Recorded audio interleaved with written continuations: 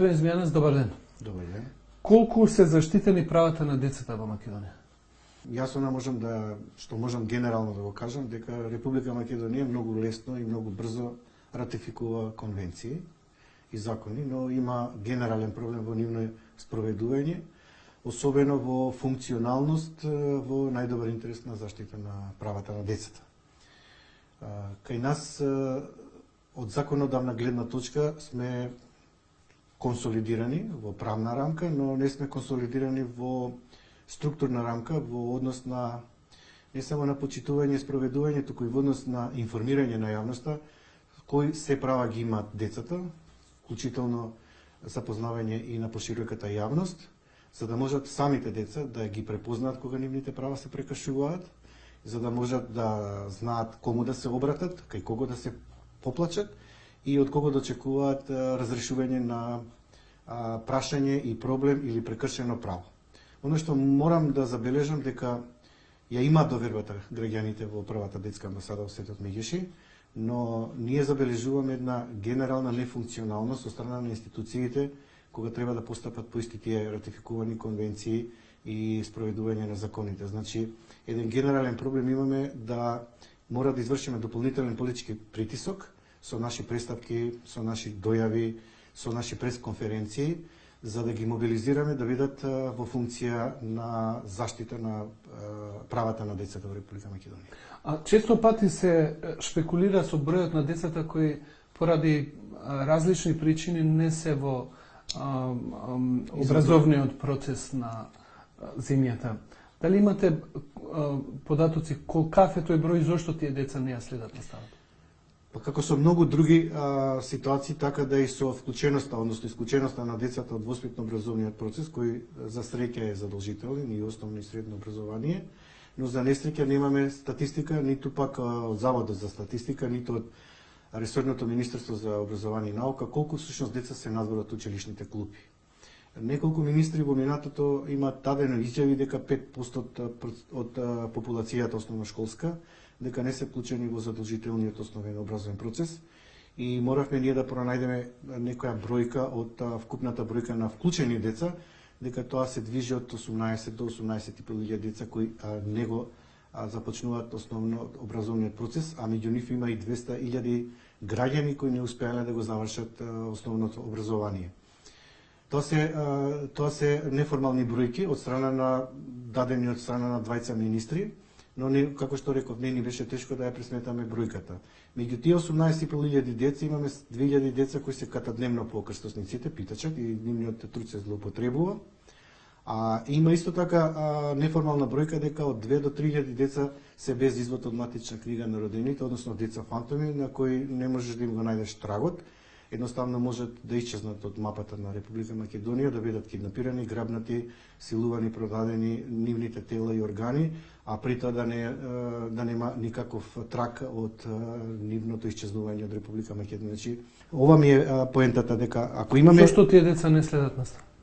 Затоа што се фантоми, затоа што не може никој... Не, тоа се две категории. Едни се деца на улица или лични деца, и едни деца кои се деца фантоми кои воопшто не се со евидентирани во матична книга на родените. И не може да се запишуваат. Во овие деца тие воопшто не можат ни едно право да остварат, затоа што тоа е една би рекол структурно насилство или дискриминација број 1, тие не постојат, во не може да остварат ниту едно елементарно право, а овие кои се евидентирани или се на улица или нивните родители ги злоупотребуваат или поради економски причини не можат да остварат воспитно образовен процес. Она што морам да го нагласам, ако држава сериозно сака да го реши проблемот со прекинување на злоупотреба на детскиот труд или искористување на детскиот труд од страна на родителите, па и нивните помагатели, има дури организирани мрежи, макроа, кои криминалци кои ги користат децата за остварување на профит преку питачење и други форми на злоупотреба на детскиот труд, мора државата да направи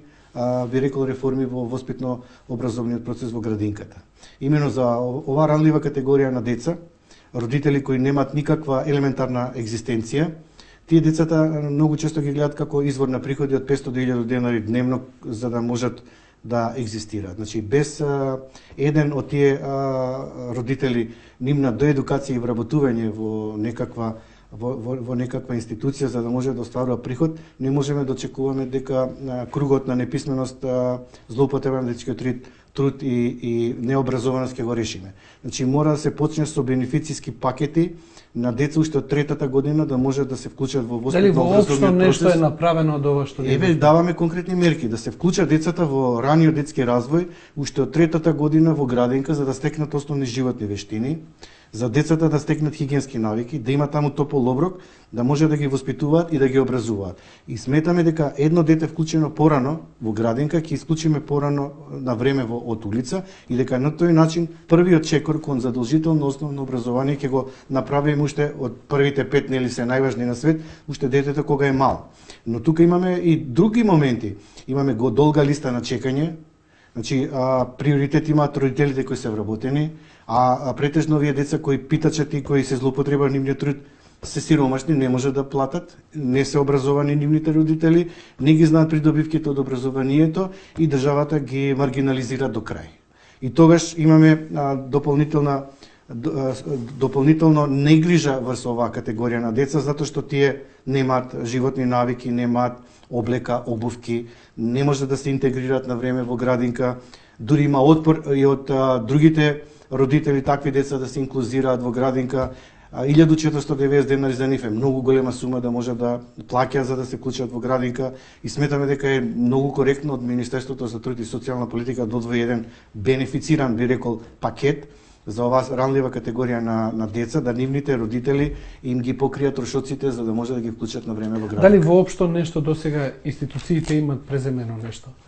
Па еве сега се обидуваат колку што разбрав да изградат стамбени објекти, каде што оваа категорија на деца на улица или улични деца да ги отргнат од улици и да ги сместат во еден, се надевам нема да биде гетоизиран објект и да има возможи кров над главата. Но пак ќе кажам, една од мерките за решавање на овој проблем трансгенерацијски со злоупотреба на децата и нивниот труд не е само кров над главата, туку образованието.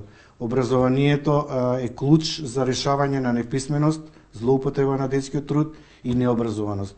Ако на време се вклучат децата во образование, има големи шанси тие да бидат рол модел на следни генерации како може во едно општество, едно ранливо семејство или деца кои едноставно живеат од собирање на секундарни суровини, продажба на разни производи, од питачење, да ги интегрираш во образованието, да станат академски граѓани и да се даде еден многу добар пример дека со образование, со вложување на државата во оваа ранлива категорија на деца има можност да се излезе од овој волшебен круг на неписменост, сиромаштија и злоупотреба на труд. Често пати зборуваме за семејното насилство, но ретко сум слушал дека и медиумите и организациите ова појава ја стават во контекст на тоа дека најголеми жртви на тој вид насилство се децата, без разлика дали се директно објект на семејно насилство или се како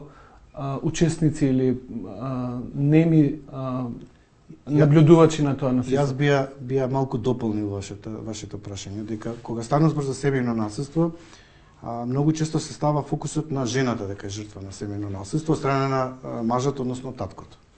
И во проценти тоа е така. И за среќа жените со храбрини го пријават семејното насилство, иако во последно време има мажи кои се храбрини да пријават семејно насилство од страна на нивните поранешни партнерки или сопруги. Но едните и другите треба да сватат дека било какво семејно насилство најголеми жртви се пред се децата.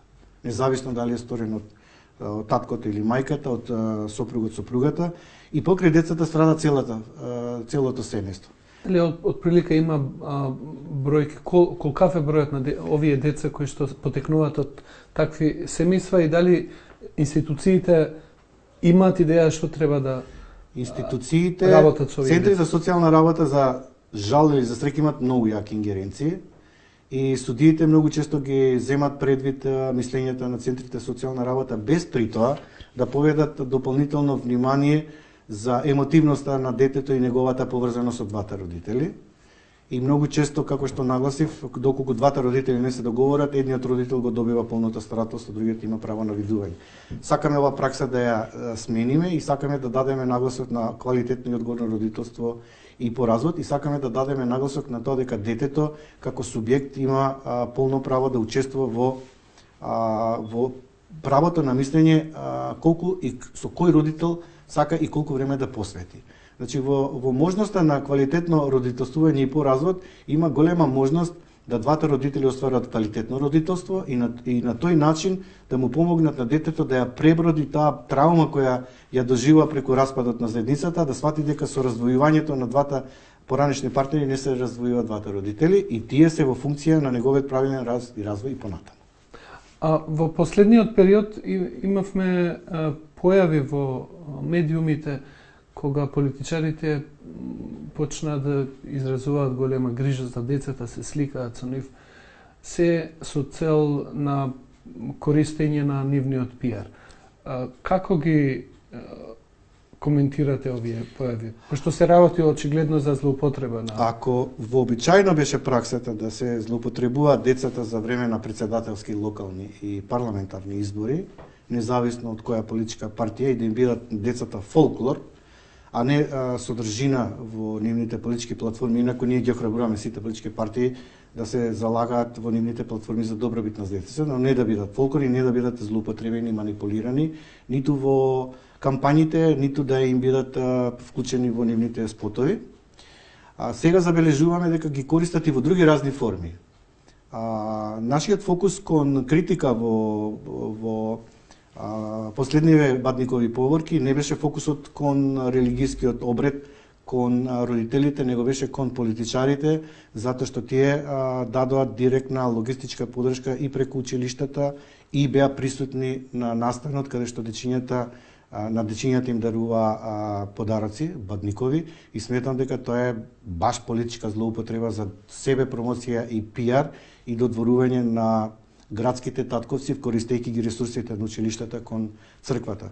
Децата да си продефилираа низ улиците и да си ја пеа песната и да беше тој еден класичен верски обред, ние секако немаше да реагираме. Но кога го забележавме душегрижништвото на градските татковци околу начинот на користење на овој верски празник за себе промоција, моравме да одреагираме. Многу жалам што просветниот инспектор не најде за цел да се задлабочи малце повеќе во наоѓање на една поврзаност меѓу општините, училиштето и искористување на ова граѓанска иницијатива која е благородна од страна на родителите.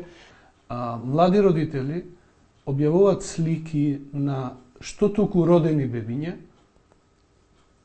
и искрено како граѓанин се обидувам да ги разберам возбудата, среќата и прашањето е дали тоа бебе би сакал да биде објавено од неговиот родител на Facebook само што роден. Ве разбирам. Кој му дава право на родителот да го објави идентитетот? Пошто тој не е во ситуација да даде или да не даде согласност. Тоа станува на совест и одговорност на родителите. Не можам ништо повеќе да ви кажам. Господин Змјанас, ви благодарам за разговор. И јас вам.